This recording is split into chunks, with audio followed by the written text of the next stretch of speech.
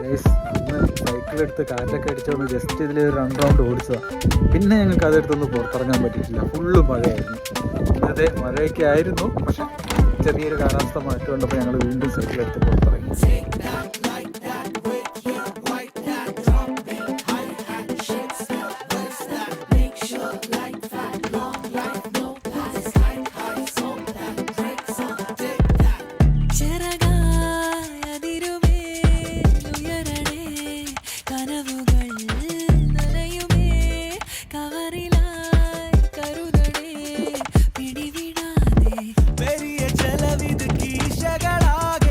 ചെവിയിലൊരു പിടി ഭാഷകളാ